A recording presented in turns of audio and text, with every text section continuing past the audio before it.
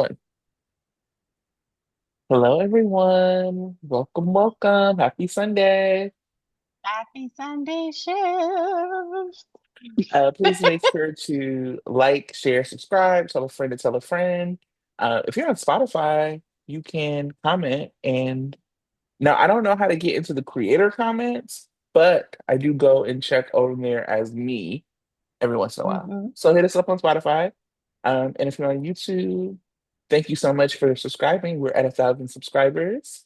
Hype the video. Now we can start like quote monetizing, but I just don't feel like putting ads on for y'all yet because that's how I just don't like one, I don't know what they're gonna be advertising, and two, YouTube ads are very annoying. So thanks for helping us get there and tell more friends to help us get there even more. Tanya, how was your week, your day? How you doing? It was pretty good. I was able to do some volunteering at a local boys, well, youth club at East Oakland Youth Development Center. My friend Shout out came to up with that. EOYDC. Yes. My friend came up with the idea of teaching young people how to play dominoes and spades. So I That volunteered is to do really that. cute. Because it's a rite of passage. It's the most Yes. important social skill that young um, Black people have, and even other people of color, Yeah. just to play cards and to chill. And so, but a lot of people don't. A lot of people don't pass down these key things to our Yeah. youth. So, I volunteered to teach dominoes. I played a game with a fellow volunteer and got hustled. But it's all good. I I'm ready and forewarned, and I will be ready next month. But I also rode my bike home and got to see some cool decorations. So Oakland, if you're listening and you live relatively in the flats, because I don't be riding my bike up in them hills, get your house ready because I might be riding by to check it out. So Period. yeah, Period. so pretty much that's it. Yeah, I'm still behind on my crochet.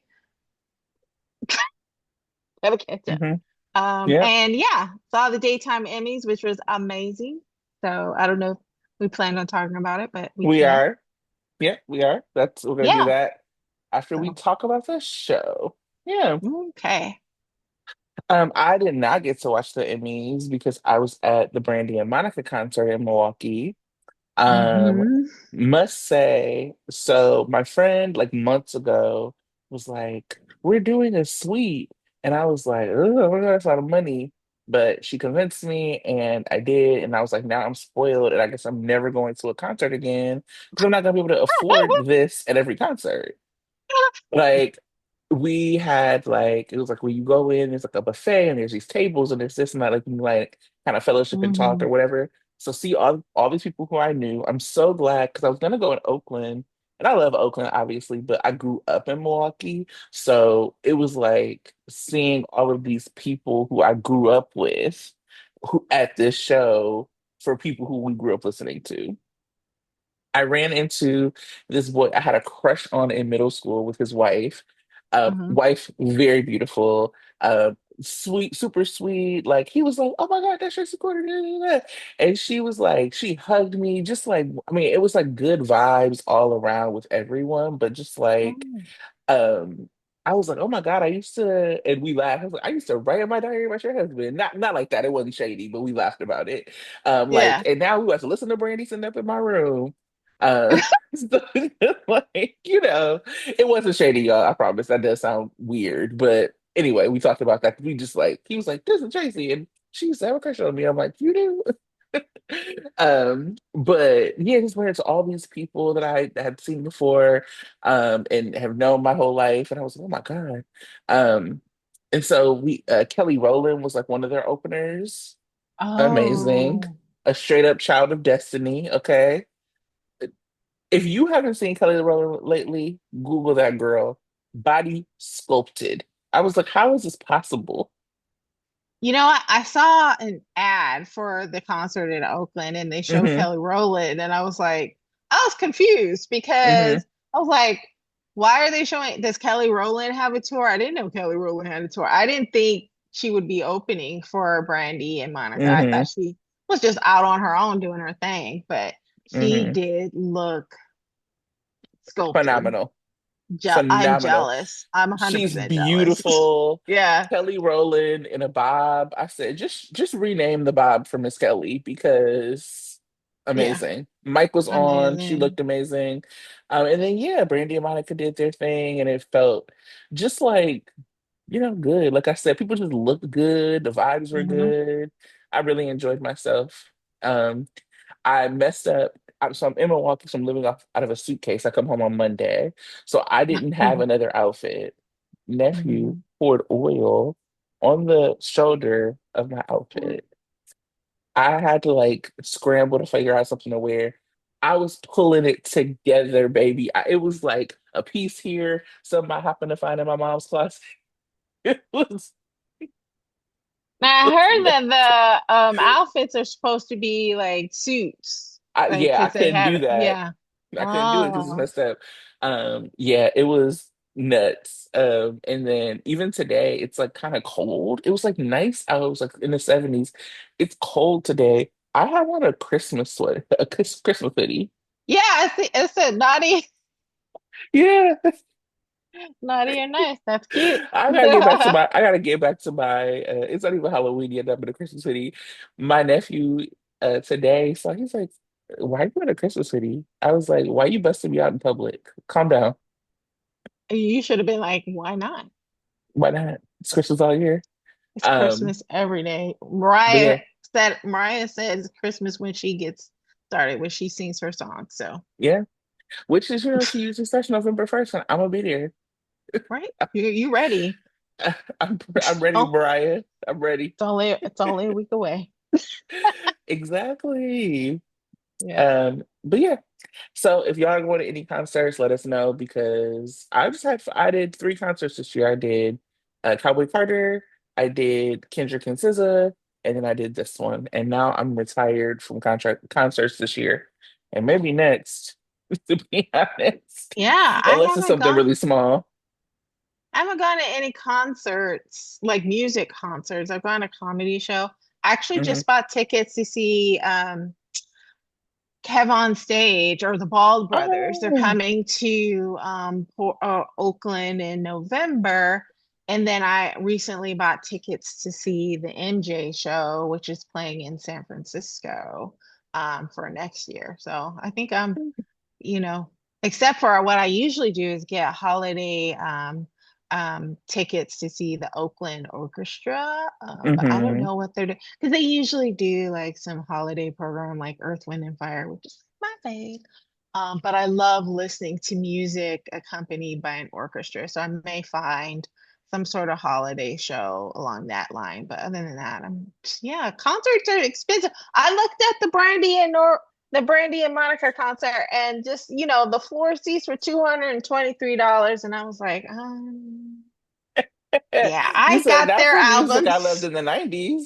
I got the album on my iPod. I can have a concert in my house, and I do frequently. And I have in the last few days. So that's our week, y'all. We just really chatted about it. I know we really Let's got talk. into deep We dive. did. But that's where we are. Tanya, tell me about your performers of the week. Mirza.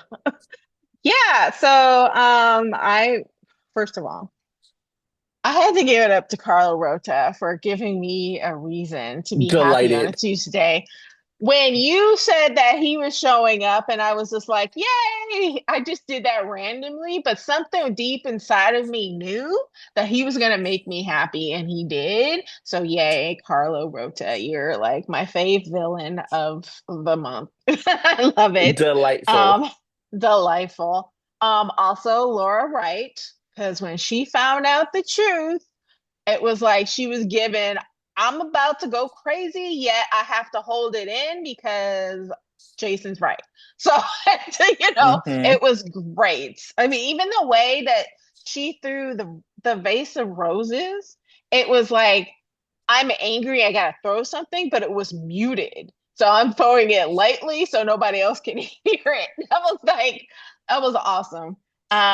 But also too, Eden McCoy and the scenes on Friday, they both made me tear up. And it was it didn't seem like it was like the writing didn't make it seem like it was that, emotional, but you can see them struggling because it was almost like, Carly knew the truth, but she wanted to convey these feelings without saying, I know that you're a spy. And then Jocelyn was like, oh my God, I still feel super close to you and I want to tell you everything, but there is stuff that I can't tell you. You can see it on their faces. It was such a great scene for me. I love it. And then finally, I had to give it up to the cult trio with Rick. Hmm.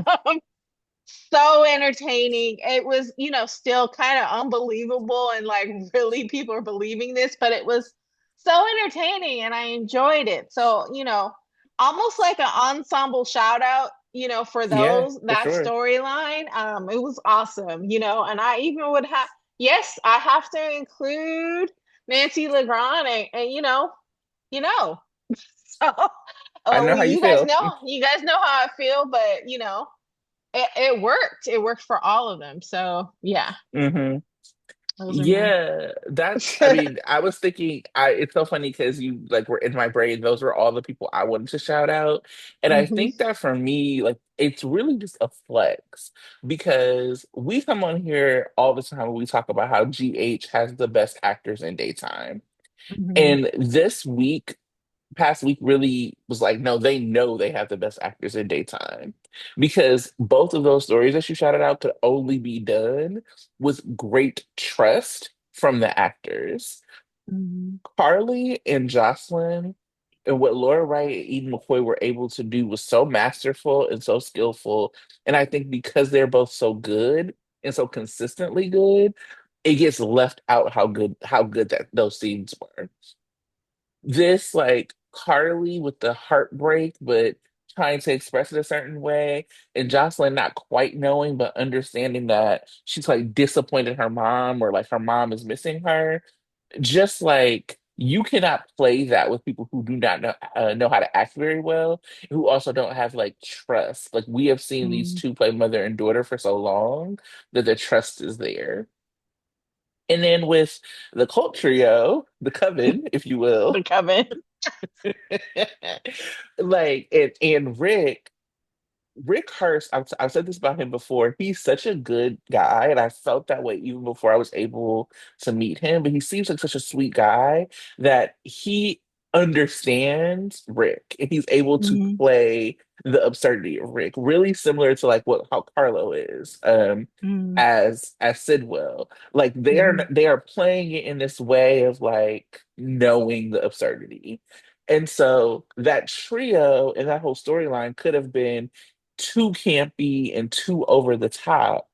But because it was those actors, they really knew what they were doing and they were able to act it in a way that was like really believable and grounded, but also really funny. Because the other thing is like what they did was crazy. It was Like, wild. and it's not, but it was played for like humor. You know what I Right. mean? And he played it for humor. The Hmm. idea of him being like, I was in a cult, and like the way he said it, I mean, just pure comedy. The faces in the background, like, huh? So, all right. Like, so yeah, like shout out to all of them. I can't wait to dig into those stories with you because the acting just top notch and phenomenal all week. Hmm. So let's hop into, let's just start with who shot Drew. Let's start there. God. So let like we have Drew about to get out of the hospital, convincing Willow to like move back in with him. We have Willow at first like being like hesitant because she's doing these visits. Drew trying to tell her like she shouldn't do them, but ultimately being like, "All right, go." So she's doing this visit with a therapist and with her kids, with Michael present. Um, Sonny catches Michael and is like, "Yo, you about to get arrested, bro? Like, what you doing?" And Michael's like, "I'm fine. Everything's great. The law will work. The law is on our side." And Sonny's just like, "What's going on here?" Um, Eventually, we find Willow getting arrested for the attempted murder in front of them kids, which yikes, and Nina getting arrested for conspiracy to commit murder. Now, I want to hear everything that you think about this, but I just want to say how delicious it was to me that she thought it was going to be Carly, and then it was her. Can we Woo! talk about how not only was she like, so she came in with an attitude, Yep. coming at talk with Carly, talking smack. Then she Hmm. goes and Nathan comes and she goes and starts gossiping about her, like Carly's about to get arrested and all this other stuff. She assumes that's why Sonny came. Sonny assumed the same thing, but it's funny because when Sonny was told that somebody he cares about, someone is about to get arrested and he's not going to like it, who did he run to? He did not run to Automatic. Nina. He Nope. automatically ran to Carly and was like, I got the jet ready. Let's go. He was about to take off with her. And I want to contrast that to how he would have reacted if it was Nina. Unless the nearest comparison was with Maria, homophobic Maria Santos, where she was like, okay, you gotta leave town. And she thought that Sonny was gonna go with her, but he was like, nah, I'm not going with you. But Nah. as soon as Carly is threatened, oh my God, he had the jet ready, was ready to go and abandon everything just to get her out of the country. That was epic. And then after she's all snickering, like, ooh, and Carly's about to get it. Here comes them talking about, yeah, Nina, you're under arrest. That was beautiful. I was snickering. Well, actually, no, I was laughing out loud. Uh, like, I was like, that was funny. Masterful. Yes, it was masterful. And then, but yeah, the whole Michael everything, I was like, you go, Michael. Well, first of all, yes, it was very sad to see Willow get arrested in front of her children, but honestly, she deserved every single bit of it. Her shenanigans all summer long, stalking the man's kids, talking smack to him, like, you know what, I'm trying to do you a favor because you're not going to get custody of him, to like accusing him of being ready and still ready to accuse him of murder, even though she knows he did not do it. Girl, this is definitely the come up that we all needed to see for her. And so yeah, it was great. This is definitely, a great beginning to sweeps for me. We're just enjoying it a lot. And there's still Hmm. more to come. I don't, yeah, yeah. What are your thoughts? Um, I want to like back up to like right before the arrest. One, Chase, I am over it. I'm over it. I'm not interested Mm, in the way Chase is behaving, for a lot of mm, reasons. But like, so he has this conversation with Brooklyn, and he's like, "Well, like, I'm trying to figure out like how her life went this way because of the choices she made, Chase." Now, I was one of those main people who was kind of annoyed around the narrative that Michael and Willow were out of pocket for what happened with Chase. I was kind and I've never been a Mellow fan, and I actually did like Chase and Willow at the time. But for mm, me, I was like, I mean, it was like an impossible situation. And I think because like people didn't particularly like that, uh like people liked Chase in that moment more than they like Michael. Really like they like mm, Josh more than they like Chad, if we're being like just 100%. mm, And like the way Josh played it, very puppy dog, whatever. Um, there was like a different way the story was told. But I think for me, I never bought into this like poor Chase thing. It was like, yeah, that was really messed up, but also like they were really in an impossible situation. mm, Um, So the idea or the fact that Mike or that Chase is like so over the top forgiving Willow, but is like so ready to throw Michael under the bus is crazy to me. And I know he's talked to Dante, he talked to Brooklyn. Everybody wants to bring up everybody else's past. Um, Nina wants to bring up uh Nell, which doesn't make any sense, which like you're writing fan fiction about whatever that was, and everybody wants to be like, Michael has this violent past. Everybody wants to talk about that.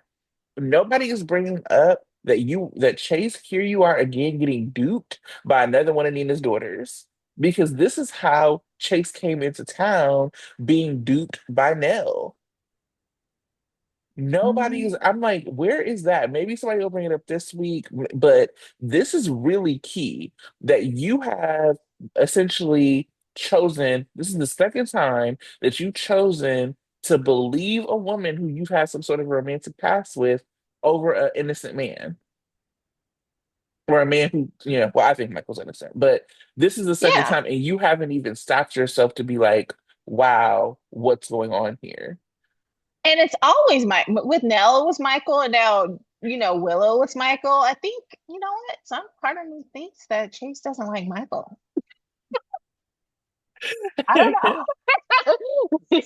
know. Maybe it's Well, just but me. but the beginning of the Michael Chase friendship was Mhm. when Michael and Chase were working together to take down Nell. Yeah, That but was the beginning of their friendship. And so now, like pretending as if Chase and Michael are not essentially family now is bizarre to me. Chase right, acting like he doesn't understand the issues with the fact that Willow has it. It is not this like big bad Michael is not letting her see her kids. Minus, they don't know about Daisy. We as the audience know about what Willow did to Daisy, so we're really clear as to like Michael's motivation. But even hmm before that, it's not about Willow chose to do this thing with Drew, but that's separate from the kids. No, that is exactly about her being the kind of being a bad mother who makes terrible decisions that puts her kids in jeopardy. That is hmm why Michael is like, no. I don't want Drew around my kids. I don't want Willow around my kids because she doesn't know how to let go of Drew. And so when right, Nina's talking to Carly, first she goes in and she goes to her house. I'm like, I'm glad Michael finally got some good sense, as if Carly was gonna be like, yeah, you're right. My son been stupid. Like, no, that was crazy. And then she like keeps going and is like, well, Michael could have stopped this. You keep wanting, and I'm glad Mhm. Michael said this later on. Everybody wants Michael to save Willow. That is no Mike Willow and her well-being is not Michael's responsibility anymore. Willow right, made that bed. Now go pump Drew in it. Okay. We're not yeah, doing this with you. right, Michael's main concern is those kids. And so Nina being like, well, Michael was actually gonna compromise with her until Drew did that nonsense to Wiley. And Nina knew that that happened. So people are just yeah, like, I'm hoping that these things come back and they're not like in the midst of rewriting history, because we know they like to do that. But these hmm things are all really important for how I feel about the story, and I'm sure how a lot of the audience feels about the story. yep. It's always been Willow and Drew that have been antagonistic and uncompromising in their position. And now they think because Michael is such a good person that he should be the one to broker a compromise. He should be the one to forgive and forget. That's not fair to Michael. And you know what? It's not fair to good people. Good people shouldn't have to be wallflowers or be Mm, pushovers just because they're willing to be open-minded and forgiving in certain situations doesn't mean that they have to let people run all over them. And that's what Drew and Willow were doing. And it's disgusting. And so if Michael has to fight back, let him. I think we've all been wanting Michael to fight back. We want him to be in his villain era. He is 100% 10 toes down in that era right now. And I'm still 100% 10 toes down in support of it. So, Willow, you deserve a night in jail. You deserve more than a night in jail, but right now, apparently, you're not going to get that night in jail, I guess. I mean, they might be pissing off poor Martin. Martin might be like, whatever, forget y'all. But he's still in it for the money, I guess, and the What revenge else? for Tracy. Oh my God. So, Well, let's talk about post arrest. So they bring them in, and mhm, Nina goes off, and it's like, "Why am I here? I need to see my daughter." Da, da, da. And when they confront her, and they're like, "Your alibi doesn't hold up. We have this video." Nina says, "It's a deep fake." a deep fake. People went through all the trouble for a deep fake for what? For Nina? What are you No. like? What are you talking about? It's a deep fake. Even AI Nathan was like, "Girl, no." Do you call him AI, Nate? Yeah, that ain't Nathan. Who knows who that is? But like, what is going on here? It was wild. And so, and so like, so she does that, and Marco goes to represent Nina at Ava's behest, and Martin is representing Willow. And never have we seen such a lawyer shortage in Port Charles with all these Yes. suspects. Yes. Um, It's and good that Rick has been rescued. from the cult Man. and his ayahuasca trip. But it Right. just really struck me that had Nina not done that, Willow wouldn't be here. Because, like, what she looks the most guilty of is because of the fake alibi, in Yeah. addition to the gun. Yeah. That's the smoking gun, is like the combination of the two. Right. And like that wouldn't have been her problem if she would have just been like, I went out walking by myself. Now you made her look guilty. And the fact that you lied, not for you, because you have an alibi, but Right. you lied for her, meaning that you thought she could do it. Yeah. And it's easy to paint it as there's a conspiracy because you got beef with Drew and you lied and you've been proven to be a liar and you're Hmm. willing to do anything for your daughter, Hmm. meaning you could murder because you did steal a child before. Yeah, it's sad because she did the most and she has the most to risk and being painted as a criminal, but she didn't care. She's doing something for a daughter that's not even grateful. Will still don't like you. Right. Still don't mess with you. Still could not care about you. I love that Carly called Nell a baby thieving psycho. And I was like, damn. And so is Willow. And so is Nina. They all baby thieving psychos. Mm-hmm. Yikes. Papa Um, don't fall. so we have that happen. And then um we have Diane sit Michael, Carly, and Sunny down at the quarterbains to talk about Michael's alibi. I just love how hard nobody is believing Michael. But the funny thing is like his alibis and his story is just totally wild and unbelievable. But yet he doesn't care. He knows what he's doing the bare minimum to make sure that he's not. So good, so funny. Michael Yeah. is just like, yeah, what? I was upset and anything could have happened, but I went to the bar. I met this beautiful sex worker, Jacinda Bracken. Mhm. We got it on, We and got that's we got it. along very well. And she just happened to feel sorry for me and came to, the funeral just to wish me well. And Molly just happened to be there. Christina and Molly just happened to be there. What can I do? What am I supposed to do? What am I supposed to do? Um, I appreciate it, and I also appreciate how active Michael is. I was talking about this with Tara from Port Misery, and we were Mhm. talking about how Michael used to be such a passive character. It was like we had redhead Michael, who was a menace. Um, Yeah. I loved him. Yeah. Just a menace, okay? Loved him. And You remember when he tried to pay Sam to get out of town? I was like, this is my baby Michael. He had to Like, be. He had so much happen to him. How he get kidnapped 3 or 4 times for just like yeah, the dude shot, all the things. shots Um, it from one house to the next. I mean, he had. You know what? You have to adapt. yep.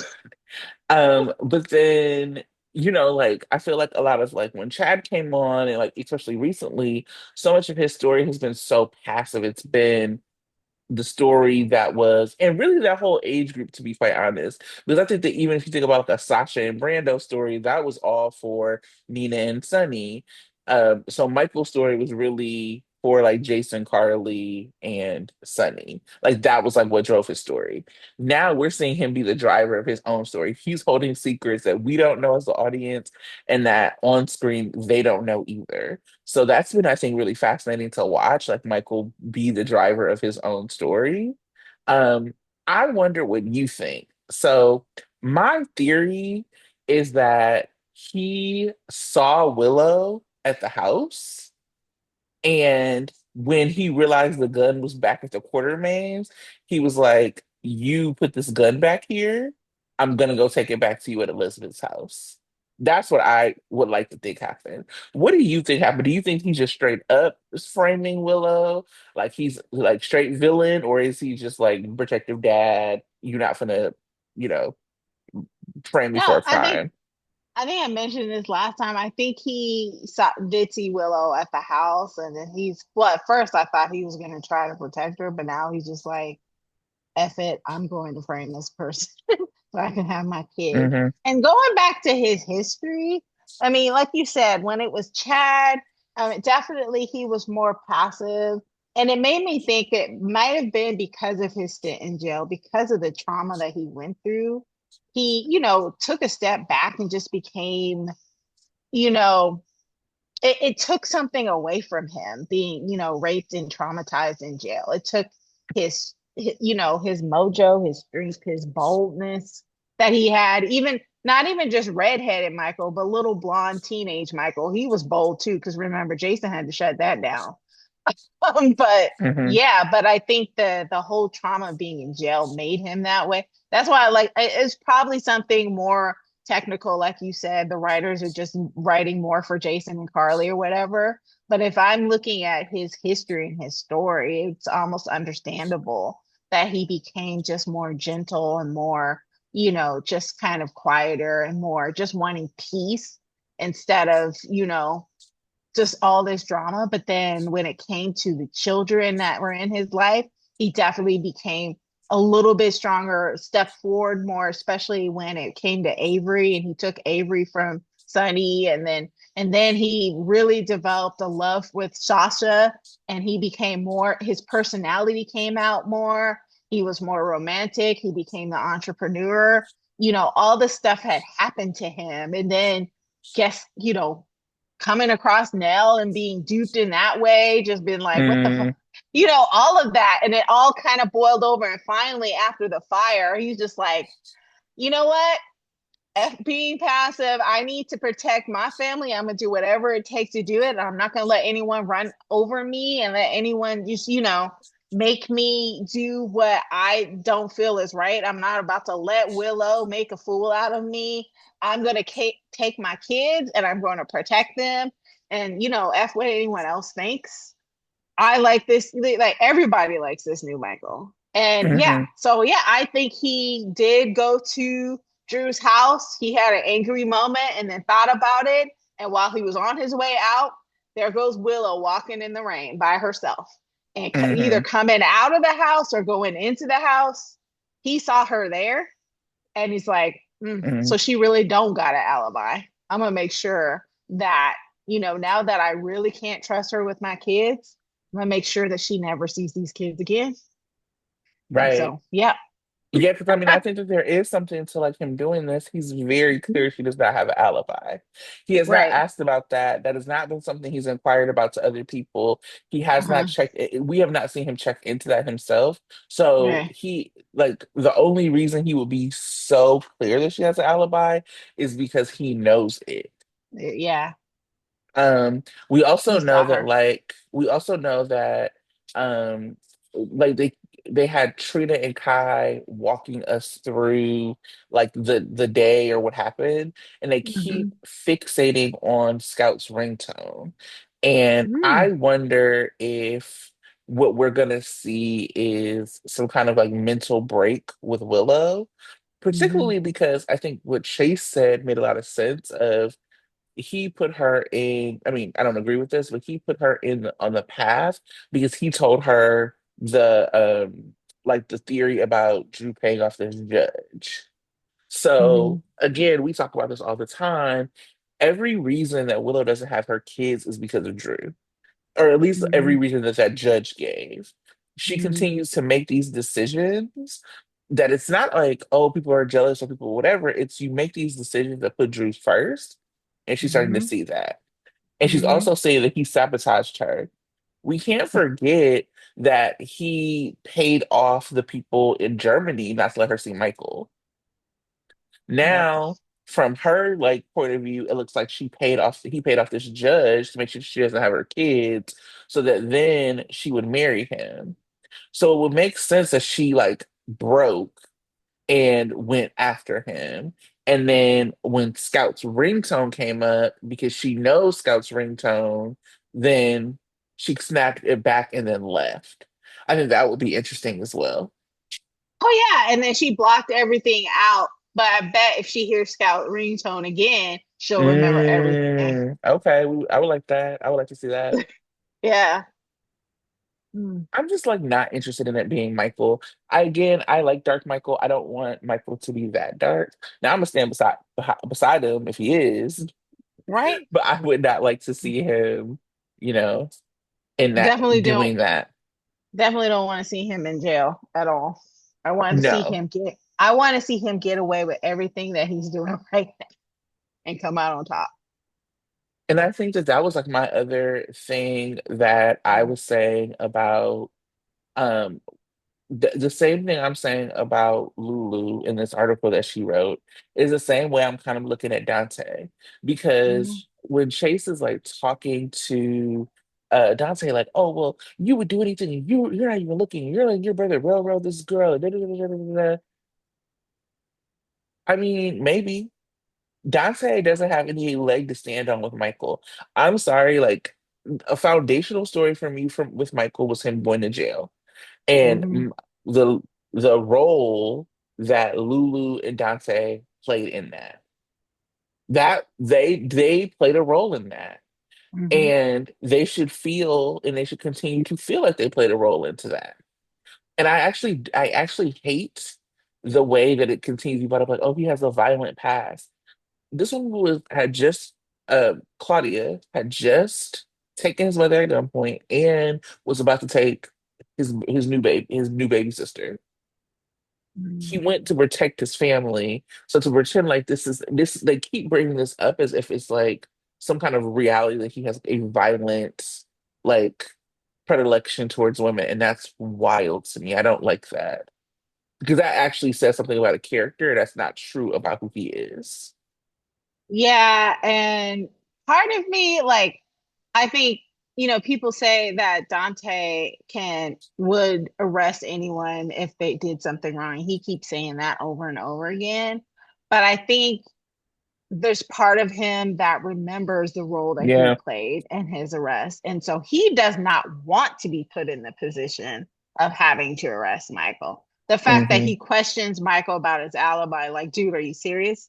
What's going on? Like, what is this? Tell me, like, what is that? Knowing that Michael probably doesn't trust him, but he's not going out of his way to make sure that Michael is the suspect the way that Chase is going out of his way to defend Willow. I think he's trying to take as much of a step back as he can. And he's not asserting himself and being like, I want to be on this case, or anything like that. He's just, doing whatever he's told to do, but he's trying to take a step back as much as possible. Chase, on the other hand, wants to pin it on Michael, wants to defend Willow like against any, harm and all that. Like his attitude is just like totally different and totally out of pocket. Hmm.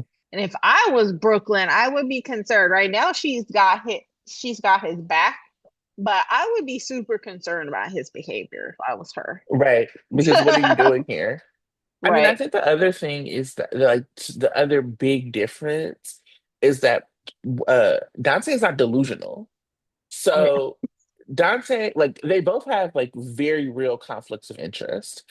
I Mhm. think if Dante found out from a way that he wasn't like supposed to hear that Michael did it, I don't know if I think Dante would turn Michael in. I Right. think if Dante came across the evidence that said Michael did it, he would really feel like he was in a conundrum. But he doesn't Yeah. know for sure, and he's not ruling out that it would happen.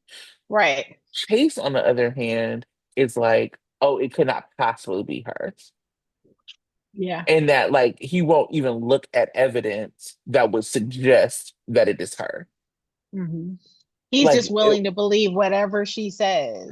mhm. Meanwhile, she's like literally hugged up in the um Jason Morgan Memorial Interrogation Room with Drew, hugged up with Hmm. him after Chase.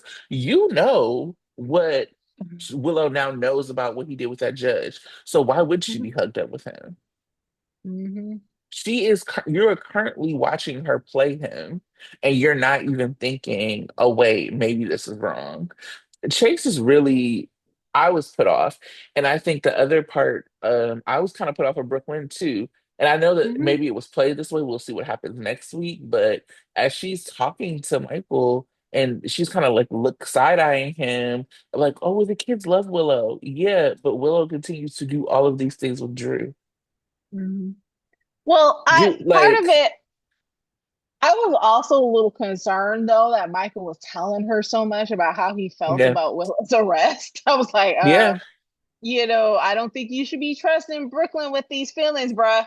I think that's stuff that you don't talk about with the quartermaids. That's stuff maybe Tracy, but that's it. Like you keep that kind of conversation with the Corinthoses because then they'll be like, yeah, I understand. That's good strategy, dude. Yeah. But everybody else, Brooklyn, nah, because she's too close to Chase. She's too close to the cops. You don't talk like that. You But don't like. I don't I think don't he. think Yeah. Michael knows that Chase is like so willing to like we have not seen Michael and Chase talk about this. So I don't know if Michael knows the extent to which Chase is defending Willow.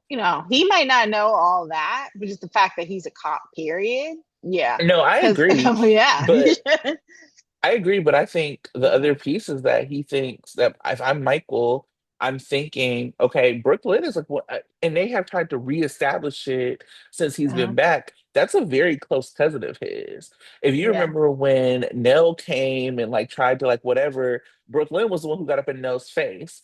If you remember Right. when Dante was running up on or came ran up on Brooklyn at the quartermains, Michael didn't even know what it was about. Michael was like, And "Don't he was talk to like, her that way." don't talk to her that way. Yeah. Period. Don't talk to her that Yeah. way. So I think that they tried to establish that there's like a real relationship between Brooklyn and Michael to the point where he would Mhm. feel safe saying this to her and not thinking it was going to get back to like to Chase.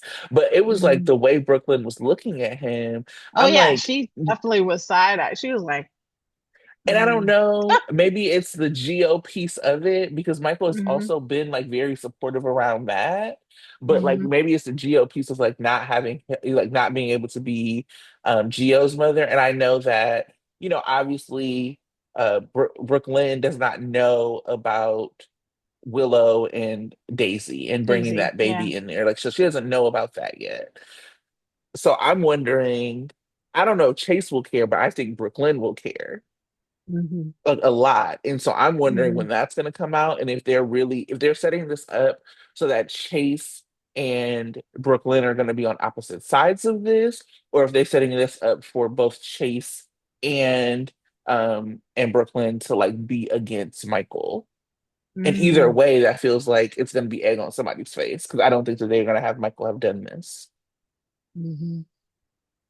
Wonder if Michael's going to um release that information. I mean, Dante already knows about it and he told Anna, and then they said unless they have proof, there's nothing they can do. But I wonder if Michael's gonna find some proof and let it out, or somebody else will. Hmm. Hmm. Because they can't Hmm. keep this under wraps for too long. If she's actually accused and charged, it's gonna come out, I think. Hmm. Hmm. Mhm. Yeah, I And mean, then and we'll see then what maybe happens. Sasha will come back because she'll be asked to testify. Yes, that's it. You Somebody's know, I've gonna been tell wanting it, my and girl Sasha, back Sasha because gotta come back. Rory and Sophia do have a Zoom at the end of November. So I'm like, bring Sasha back beforehand. I need it. I miss it. That would be sweet. Yeah, we need it. We need it.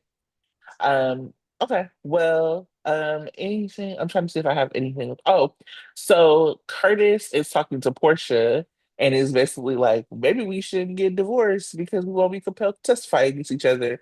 And Portia said, I ain't did nothing, you did something? Like I'm good. Like I'm good over here. I know I'm not gonna get pointed out. You got something to worry about? I was actually surprised she was willing to stay married to him.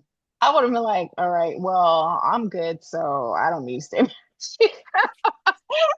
But she definitely was But like, I mean, but I'm good over here. They ain't even said my yeah, name. My name ain't yeah, came but up. They ain't asked me for not an alibi or nothing. he's being very magnanimous. But they do tell Yeah. Trina that they are breaking up. And Trina, Mhm. it's not five. Who cares? He's like, all right, well, okay. Um, yeah, I don't know. Yeah. It's silly. Who cares? Like, Yeah. not interested. Mm. Um, let's Can hop we talk? into. Oh, No, go but ahead. No, can we please. talk about? Well, I mean, this is not technically who shot Drew, but this is like Drew being blackmailed is like the best thing ever. Hmm. And I couldn't, Yes. yes, and I couldn't quite get why. Well, now I know why. Carlos does. I mean, Carlos well has something against Drew to hold over his head. It's just the irony of it all because Drew has been trying to blackmail everybody and their mama. And Everybody. to see it actually happen to him was Mm. amazing. The dumbfounded look on his face was just like he's like, I can't believe like he was just left dumbfounded. So I can't wait to see what Sidwell does makes him do to keep him in line. It's undoubtedly going to have to do with Spy Hospital in some kind of way. But the fact that Sidwell was like, first of all, you don't call me to come see you. You I come call when you I call right. you. It was so good. It was also like he was just like, yeah, I mean, it worked out for me. Like it was Mm-hmm. like him like figuring it out and him being like, I don't know what you thought this was. You don't ever call me with no request. I got the request. Ugh, it was so good. And now we got Willow basically asking Drew if he will remember that it was Michael who shot him. Now I want to know what Chase says because if you think that Michael's alibi is flimsy because of Jacinda, you have to also know that whatever with Drew is flimsy because he would do anything for Willow. Right. And the fact that Willow doesn't have an alibi anymore, all of a sudden Drew remembering suspect. Hmm. Hmm. Hmm. Yeah. And he believes now because now with everything, he believes he was either Curtis or Portia, and he's still Hmm. willing to like put it on Michael. It doesn't matter. Yeah. Ugh. And we know that We'll see. Sidwell's not gonna care because he wants to bring Sonny down. So if Michael goes to jail for it, and he doesn't, yeah. Oh, drama, That's the drama. drama. Well, more drama. Carly knows Jocelyn's a spy. So Carly basically calls Jason over to be like, oh my God, you'll never guess. Jocelyn's little boyfriend actually is a spy, and Brendan knew. And Jason was like, "Wait, okay, like it was." He was like, "Who Let told me you?" he's like, let me clarify how this came I need to know every single way that this out. came about. How did this Right. happen? And then, she told him, Jocelyn told me. And Jason was like, essentially like, this is unbelievable. And so he told her, which to me was interesting because it basically is like very much him deciding that when Brennan said it can either be me or it can be or told Jason it could either be Carly or it could be Britt, it feels like Jason just picked Carly. Yeah, but it wasn't even just the fact that Jocelyn told Carly that about what's his name? It was that Brennan confirmed it and doubled down on the lie. That's when Jason was Right. like, fuck this. He's lying to you and has been lying to you. And so I'm telling you the truth because this man is intelligent. And, he said it because I don't like lying to you, but then I don't like somebody bringing harm to you or to Jocelyn. And that's why I'm telling you the truth. It Yeah. was He so was like, we don't lie powerful. to he's like, We we don't don't lie lie to to each each other. other, which is not necessarily true because Jason had lied to Carly before, but I hear what he was Yeah. saying. Yeah. Um, If he has a choice, if he's not being threatened, he won't lie to Carl. yeah. But, you know, Uh, so but so we have Charlotte and Lulu going to Steinmauer with Brennan to see Jack or to see Valentine. Woo, that was a lot. mhm. Charlotte. Okay. So we have Charlotte and Lulu going to Steinmauer with the WSB and Jack to like see Valentine. Mhm. That Steinmauer sign was ridiculous. That clip art I that they didn't was using, I was like, what is going on here? I This is the didn't look. I cheapest sign have to I've go ever back. seen. I have to go back and look because I didn't look at. You have to go back and look. It was the cheapest sign I've ever seen. As a matter of fact, you know what? I'm gonna send it to you. But yeah, it was the cheapest thing I've ever seen. I was like, who like, okay, I know the budget isn't budgeting, just don't have a sign. Just don't have anything. It's fine. We can assume Yeah, that it's a Steinmauer. We don't have to do just this. because they said it was a Steinmeier, we're gonna be like, yes, this is Steinmeier, even This is though it looks Steinmauer. like the same old interrogation room that they used for the other prisons. Whatever. It's certainly a conference room painted white, and that's okay. Fine, That's okay. whatever. But yeah, those scenes were, we like the actors put out, statements. I guess, yeah, Chris McKenna put out statements saying he and JSP had the time of their life. They Yeah, were laughing. JPS. They were JPS. They were laughing and joking, and they were getting reprimanded, but it didn't matter Right. because they were just having good time. And I like that they have that, kind of relationship. And so, Yeah, but I I like love that the too. scene that, Lulu and Valentine had. Obviously, every time Lulu goes in, she has these negative feelings about Valentine and just hates him. And then whenever that happens, he catches her off guard with showing how much he cares about Charlotte above everything else. And so it also softens her towards him. But so that's why I like that conversation. And then, the scenes with Charlotte and him were great. So yeah, it was great to see Valentine on the screen again. He's also one of my favorite villains. So yeah, I enjoyed it. Yeah, I really like Charlotte's perspective on Mhm. Valentine, and Brennan, which is more like, look, I'm not stupid. I know my dad's not perfect, but I know that he is here locked up and you are not better than him, and you are like in charge of something. And I actually think that that's really mature and key of a like attitude for her to have. Um, it also, I mean, I like this scene. I was wondering how the chemistry would be between Valentine and New Charlotte. And I thought it was great because that relationship is so important and has always been the most, almost like the most important parental relationship Charlotte had. Like that's Mhm. where her chemistry really was. I kind of didn't particularly see it first, the last Charlotte and the last Lulu, to be quite honest with you. But I saw it with Charlotte and Valentine. Mhm. But yeah, I thought it was good. And then on the flight back, it was like Charlotte managing Lulu's emotions.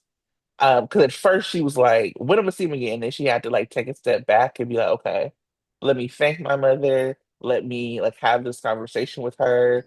And I thought that was like really key. And I wonder if we're gonna tap into a little bit of m- tap into more of Lulu parents this way because Mhm. of the coma she was in. Mhm. Because I think that's important to like note. Okay, I'm looking at this picture. The sign. I Hilarious. said, y'all, I said, Tanya the Steinmauer Ah, sign. ah. First of all, that looks like a prison sign. It looks like a sign you can buy No, at a party store. looks like Like, 1-800 what? fast signs. You're like, welcome to Steinbach. A mess. Like the, what you if you when you used to use Word, Microsoft Word, and you would use Word art. Yeah. Mm, mm, mm. Um, very, very funny stuff. I was like, okay, I feel like this is the joke and a joke. But we also hear from like the kind of the reason that Charlotte was even brought over there is because they wanted for Valentine to be able to talk to Brennan and tell him whatever he knew about Faison. So it kind of tried to like confirm that Faison's not alive, and Anna kind of did too, but that there is some sort of coincidence with two of Faison's kids being back in town, who were presumed dead and now alive. At the same time, Dante is telling Anna that Charlotte and Lulu went over there. So Anna is also putting together the kind of Faison connection. And you can see that Anna's side eyeing Nathan a lot. Mhm. And Nathan is trying to go back to work. And Anna said, we gonna need to know where you been at before you just get back to the job, bro. Um, but so Valentine, if to me, it did not feel like Valentine gave any valuable information. I know one thing that was interesting, he wasn't particularly shocked at what was happening. He's like, No. yeah, what, Nathan and Britt's back? That's concerning. I can understand why that's concerning, but that's all he said. So it's like almost like he anticipated some kind of shenanigans along that line, which was interesting. I definitely that was Brennan. I would have been very unsatisfied by that Right. interrogation. Right. Melanie didn't say anything, really. No, he kind of was Nothing. just like, don't. I mean, he did. No, he did tell Charlotte not to trust Britt. Yeah. Um, But he didn't yeah, tell Brennan anything that Brennan didn't already know. So it's no. just like he's like, yeah, Faison's dead, and somebody's continuing this experiment and probably not working alone. I mean, that's pretty much it. I'm like, And that he could have been did a phone say, call. right. Well, he did say that Britt is not in charge. Like that Britt was not running things. Right. That Faison wouldn't have trusted Britt. So I thought that was Yeah. interesting to hear. Yeah, I thought that was interesting to hear. We also have at the same time that all this is happening, our dear Rocco, Lord, is That was having wild. dinner at the Metro Court. So in walks Liesel and AI Nathan, and Britt is like just kind of looks, and it's kind of salty because she's like, "Dang, my mama ain't messing with me, but she does love having Nathan back in the dead." Um, Liesel, which I think that we are now going to see happen soon, is like really digging in and like, well, you didn't have a choice, but Britt did. Okay, we'll see. But Britt says she isn't gonna have dinner with them. And then when she sees Rocco show up, she decides that she's not gonna leave Rocco with them.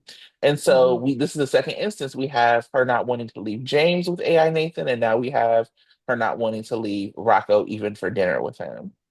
Mhm. We got to get our boy Rocco some common sense, First of all, it's very wild for Liesel to introduce Nathan as his uncle. But at the same time, when Britt particular comes, particularly because Nathan is actually his godfather because through Dante. and then it's wild when while they're sitting at the table and Britt was there, she was like, "Yeah, Rocco has this personality. It's apparently he didn't get it from you." Like we all know he didn't get it from you, so it's just like you either acknowledge that Rocco isn't biologically related or what, I don't know. Part of me, because we in our culture we call elders auntie or uncle all the time. So part of me Hmm. wasn't too shocked about it, but I know white folks don't do that. So that's why I was just like, why should call him up? So it's just like it makes no sense and it needs to stop. Y'all need to stop saying that Rocco's part of the family. He's not part of your family. Now, if you want to hang with him, you want to do stuff with him, fine. But to keep calling him that and saying, that he's part of the family, we're having family dinners and all this good stuff, that's not cool. Y'all need to stop that. Stop it immediately. Stop it Yeah. immediately. It's ridiculous. And so that, but then you even have Rocco being trying to like rehab Faison. Right. He's like, well, maybe he wasn't that bad. Stop it. Even Britt had to be like, no, no, no, no, no. Let me be really, really freaking clear here. His name is crazy. You I do not need mean, to be. And then to have that picture, that selfie picture, oh my God. Charlotte was just like, oh, I need to Charlotte fix saw that like this. Charlotte saw that and was like, my brother is an idiot, is basically what Charlotte thought. Like he's like, look Um, at this mess I need to fix now. right. Oh my goodness. But we will see more about what it means for Faison and Faison's kids to be back and how that story keeps going. And if that Mhm. really like pulls Anna more into the WSB. Like obviously she's now doing the police thing, but like, you know, she's saying, I know Faison the best, and you need to read me in, whatever, whatever. I wonder if this pulls her more into the WSB and maybe pushes Brennan out and like Anna is Mhm. like in Brennan's job. I mean, I don't know. Right. Yeah. Um, well, Rick is found by Cody. So Rick has a hallucination where he sees Liz.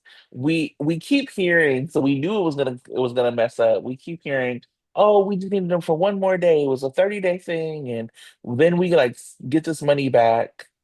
But thanks to our sweet baby Outback, Cody finds Rick in the basement.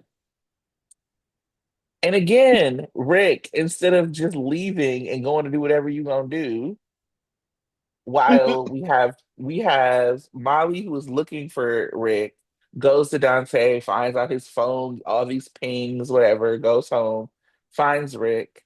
Everybody thinks they're busted. And Rick busts out this story of running through the woods because he had a bad ayahuasca trip and almost joined a cult.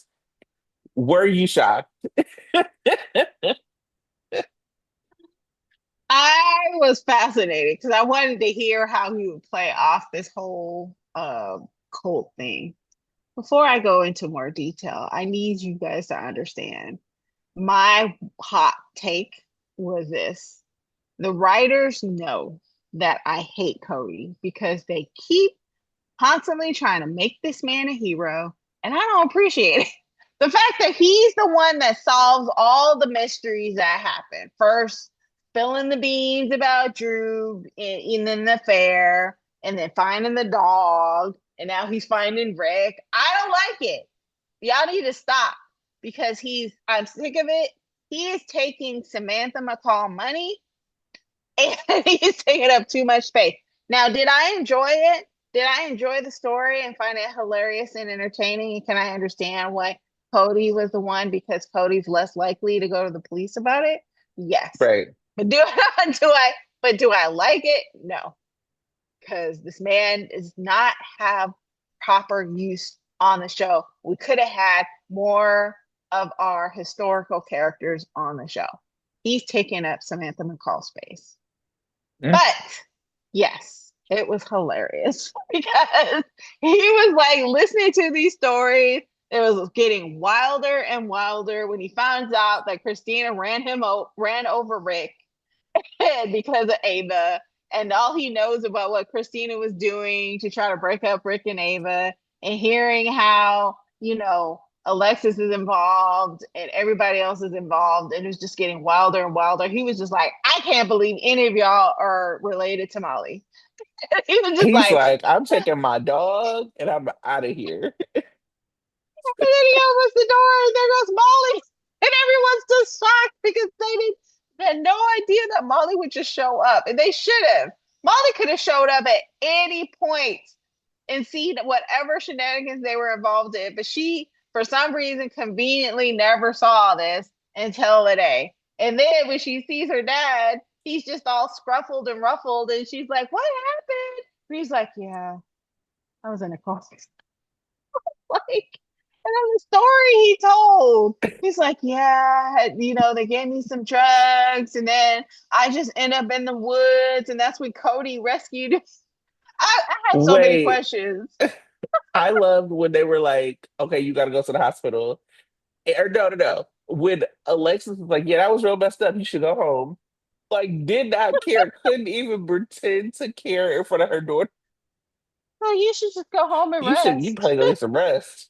Not, oh my God, that's crazy. I'm so sorry that happened to you. Like, oh Yeah. man, messed up. You need to go ahead. Get you some rest.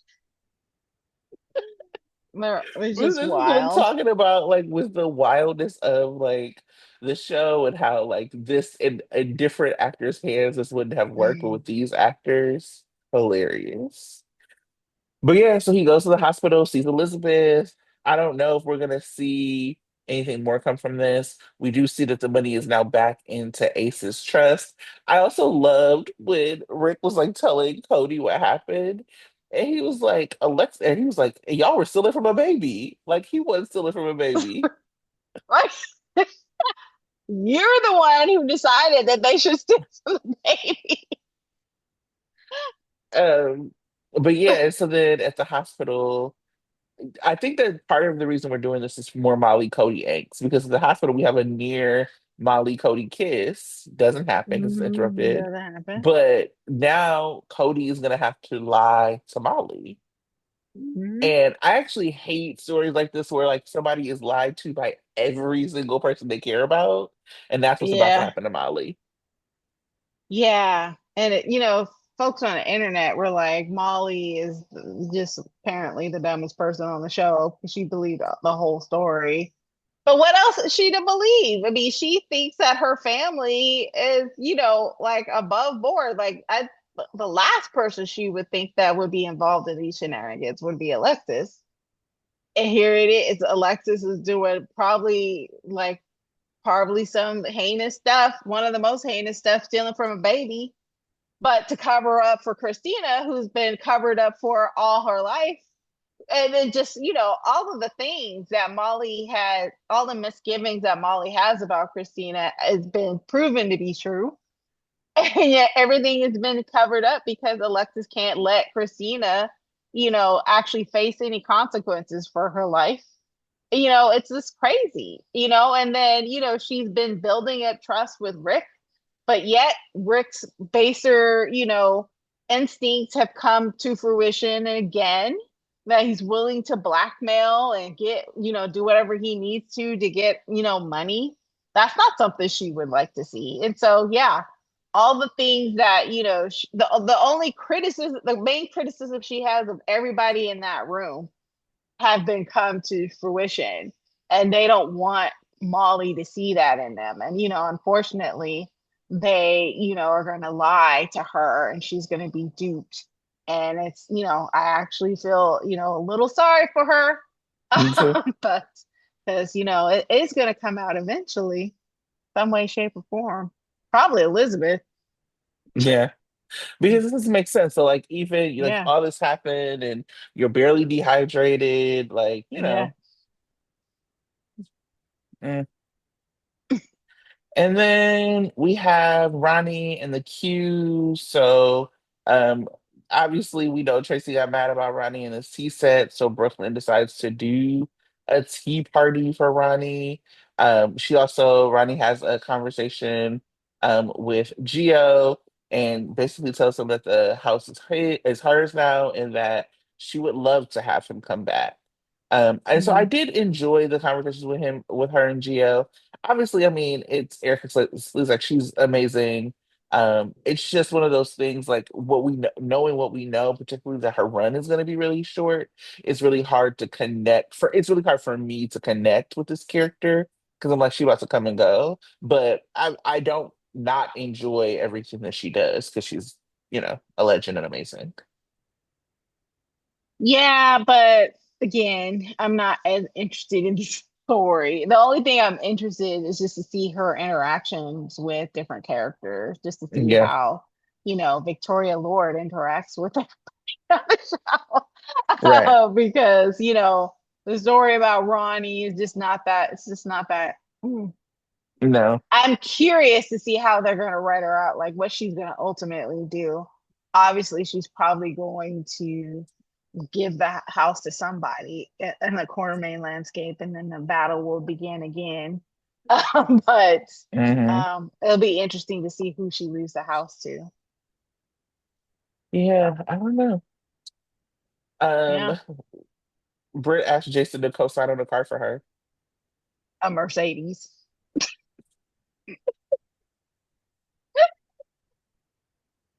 Just nothing fancy, just something to get me to and from. Jason was like, "What?" And then he was like, "Do you want me to just buy it?" Like Jason's reactions were like, "What are you talking about?" She's like, "I need a Mercedes. If I live here, I gotta have a Mercedes, obviously." And then Jocelyn sees them because Jocelyn doesn't know, what's happening, and basically was like, "If you tell my mom anything, I'm gonna burn your life down." And I can do it. That's one thing about Brit. Brit will stay bold even if she's caught Yeah, because between a Britt rock and a was, hard place. yeah. Because Britt said to Jocelyn, like, "Oh yeah, it would be a shame if your mother knew you were like lying." And that's when Jocelyn was like, "Say something about my mama again if you want to." Yeah, he's funny. Yes. Um, yeah, that is all I have for my notes. But I just want to be transparent. I only watched everything one time this week because usually I watch it twice. Oh, Is there any hot takes that you have? Um, other than my oh, Cody rant. yes, I have one thing. I don't know if it was a slip of the tongue, if this was on purpose Mhm. or not, but when Michael was talking to Sonny about Willow, he called Mhm. Willow the woman he loved, like the woman Oh, he loves, not loved, loves. love. And I Oh. said, ugh, Michael. Oh, Michael. Mm. And I noticed at the Emmy party, they're showing pictures of Michael or of Rory and Katie. and they were next to each other, and you know Ryan, what's his name, the Oh, actor Drew. was on the other side. Drew, not Oh, Ryan. Drew, Cameron Matheson. Cameron Matheson. Hmm. He was on the side, hanging out on the side. So interesting. I'm just reading into nothing, but basically. Drew, like it was like Michael in the middle, Katie on this side, Cameron on the other side. These friends, Yeah. yeah, they may have more scenes together. I don't know, but we want Sasha to be in game, so That's what I want, but right. I rarely get what I want, so here we are. Um, Speaking of the Emmys, obviously, no, I didn't watch it. I want to just be clear. I saw some of the social media chatter about it. People did not love the ceremony. Did you watch? I did. I watched it online. Well, first of all, It you was only have online. to, yeah, you have to watch, you have to download the Emmys app and then you watch it online. And luckily, you can download the app on Roku, so I was able to watch it on my TV. It was long. I mean, they went through almost every category, and there wasn't no game to see who can talk the least amount of time. No, everybody talked forever long they needed to talk. But I mean, it was cool to see everybody there, but it wasn't it clearly wasn't the same kind of Emmys program that we're used to seeing. So it was more just, presenting the awards and letting people have an opportunity to speak. Um, so yeah. My nephew is here. He made a Hi, cameo. nephew. Say hi to Hi, Tanya. nephew. He's waving off camera. All right, bye. Yeah. So it was it was still, it felt like a long 3 hours because it wasn't as entertaining as it usually is. But mm, Yeah, I mean, I guess are they just they might as well just do it as an email now with it. I mean, I obviously want our people to be celebrated. yeah. But what y'all are talking about really does not feel like that much of a celebration.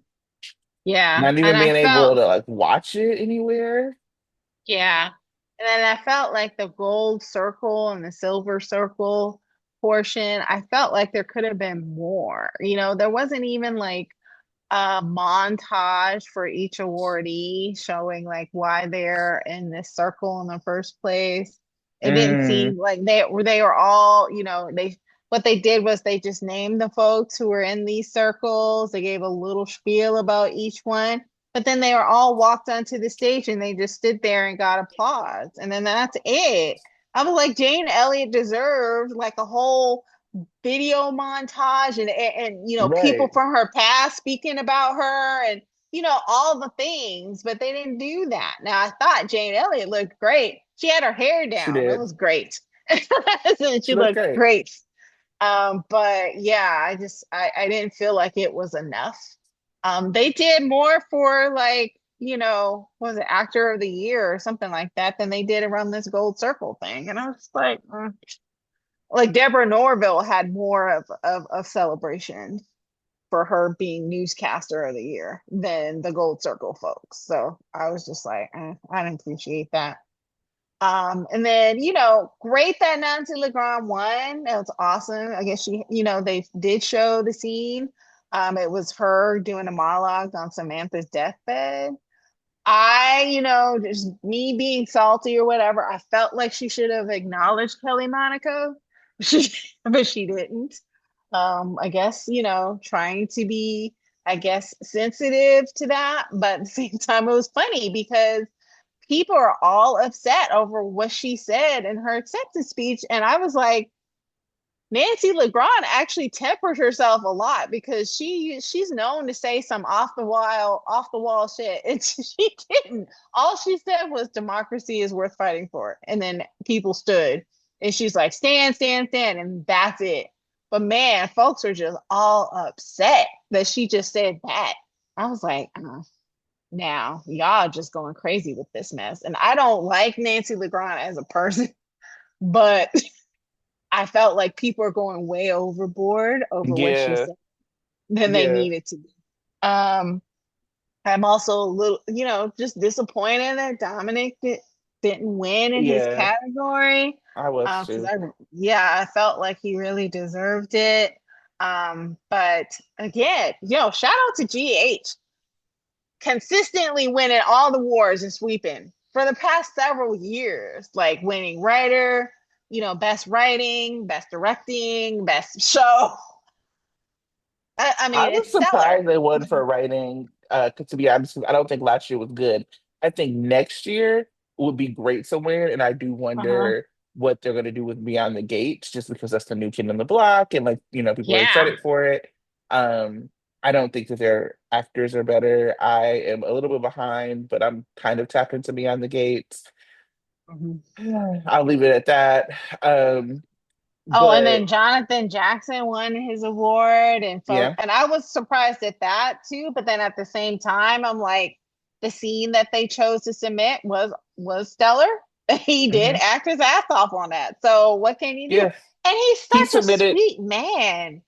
Oh my Yeah, he God, he's submitted that. And he uh also submitted with Jeannie, he submitted with Becky, and then he hmm submitted the scene of Aiden coming out to him. yeah, So I always remind people that like when we talk about these awards, it's really about the curation. One, it is about name. So people, I'm right, sure, were excited to vote for Jonathan Jackson, who had Jeannie Francis in his reel.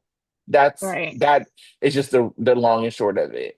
But it Hmm. also is about curation. It's a curation game. What Yeah. scenes are you submitting, and what does it add to a story? Um, Hmm. Now I watch Days, so and I like Paul Telfer, but I definitely thought Dom should have won that. Obviously, Hmm. I'm biased, but still, I think that Dom did a phenomenal job with the work. I was happy to see JJ win. I wouldn't have been mad if Taj would have won, just because I think, it would have been a nice considering how GH did him. I didn't even see him. Was he even there? Hmm. No, okay. And then He's out. obviously, huh? I was saying he's out there living his best life. He's like, Yeah. whatever. And then obviously Allie Mills won. Hmm. Um, and I saw pictures. Avery was there, Yeah. former Esme. She looked great. Our girl Jacqueline Grace Lopez was there. Hmm. So she was nominated, but she didn't win, but she looked phenomenal. She won in that red dress. Hmm. Um, yeah, so I mean it looked like and the after party looked like they had a lot of fun. Yeah. So So good on GH. We'll see if they're what the awards look like next year. Because people deserve to be celebrated in their field, and it feels like, you know, this is not that. Hulu could air this, because the ABC soaps, I don't know, like it just could be better than like the Emmy app. That feels yeah. ridiculous. Yeah. I thought it was hilarious though. Like the end of the night. So the last award was obviously best drama. And at the end of the night, the whole GH cast, staff, everybody, they just took over the stage and they just stayed there. Even through all the credits. They just stayed there and Mm-hmm. they were just taking pictures. Like the after party was on the stage and it was just GH Mm-hmm. trying to be hella nosy to see who was taking pictures with who and who was talking to who. But it was funny because Maurice Bernard looked like he was just hot. Like he kept adjusting his collar, like he was Oh, I didn't even uncomfortable. know Mo was there. I didn't even see his Yeah, picture. he was there. He just looked uncomfortable. Like I just need to leave. Mo But said, it I'm was out of funny. here. That's I think funny. he was there. I think he was there to support Dom. So yeah, but it That's was funny. sweet. Yeah. His little TV son. I love that. Yeah. Um, yeah. So, we'll see. Also, I saw that the actor who plays Kai is off contract. So I don't know what that means. If you follow Mhm. Brett on Twitter, if you don't, you should. So he always has Mhm. like the contract talk and things like that. Now the guy who plays Cody is also off contract and he's on just as much, and they're Yeah. clearly moving forward with the Molly Cody story. So I don't know what it is, if it's a money thing. I don't know if it's like he has other projects coming up, but we'll see. Um, I think do I say this? I'm gonna just say it. It's late. I'm tired. I'm gonna say what I want to say. I think it's interesting, and I feel like it's unfortunate that I think it's unfortunate the way the show has written for Tatiana, and I think it's unfortunate for the way that the fandom has advocated for and against her stuff. Like I Mhm. remember that like I love Gemma, so I'm very glad we have Gio and Emma. I think they look amazing together. I love them. But I like Gio. And Mhm. I thought if he would have been written better, he would have been good for Trina. And he was very clearly for Trina, but the fan base, like her fan base advocated against it. Mhm. And so I'm not saying that you can't demand better for Trina. That's not what I'm saying. But I think, okay, so you have Sprina, that goes, that ends. Then you have, the possibility of Gemma, that ends. Now you have this Trina and Kai story, and people don't like that. And so I don't know if I see them recasting Spencer for her, because what happens if they recast Spencer and people don't like them?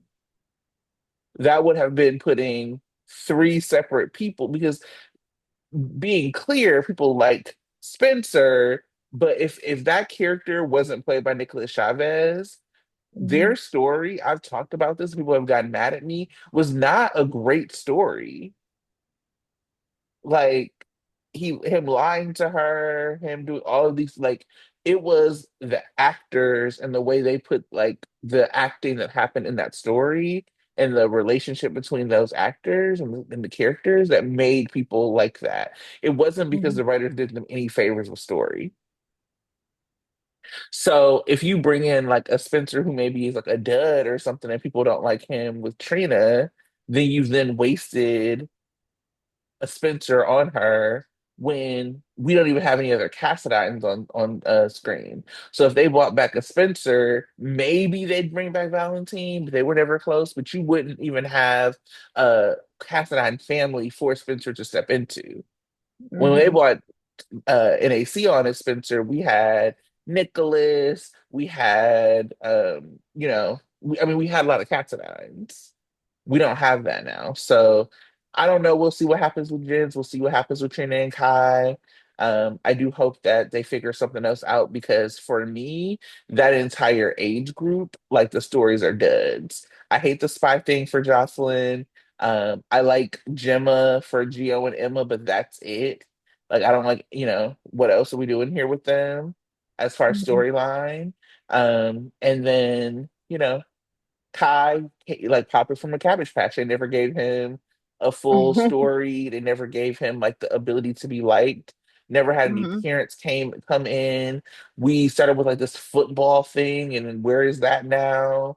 Like just no stakes, nothing, no follow through, no payoff. It was never good. So we'll see. Mhm. Do you have any other hot takes before we close it out?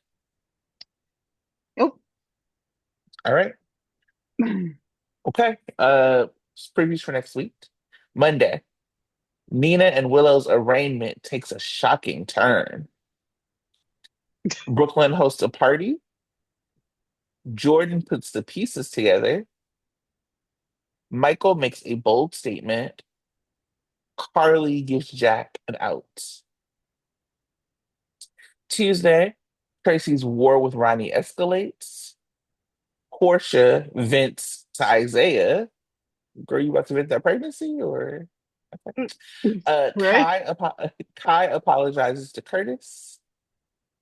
Alexis receives a tempting offer. Lucas debates with Lulu. Ooh, I wonder if it's about Michael. yeah. Oh, what is he Um, debating about? yeah. Yeah, I don't know. Wednesday, or maybe something with Marco. Yeah. Okay. Wednesday, Valentine gets an unexpected visitor. Brennan meets with Jocelyn. I wonder if that's gonna be Vanna. Maybe get Vanna. Anyway, Carly is given food for thought. Emma and Gio make a plan. Tracy defends herself. Thursday, Christina does some digging. Willow meets with her new attorney. Cody meets his new boss. Oh, Ronnie, maybe. Drew threatens legal action. Chase is taken aback. Friday, Jason offers support. Lulu and Nathan reconnect. Brooklyn gets bittersweet news. Michael escalates his plan. Drew finds a potential ally. First of all, Michael escalated his plan. You mean it ain't over? He still got more. Right, what you doing? Ooh, that's interesting. Must see TV. Yeah. So we shall see. We shall see. Well, thank y'all for sticking with us. We were a little late recording tonight, and I feel like I'm fading. Um, Please make sure to like, share, subscribe, tell a friend to tell a friend. Buy us a coffee if you like. Merch in the description. Boo or what is it? What did I call it? Boost the YouTube, hype the YouTube. And we will see you next week. Bye. Bye. Have a great weekend. Look at you with the hearts.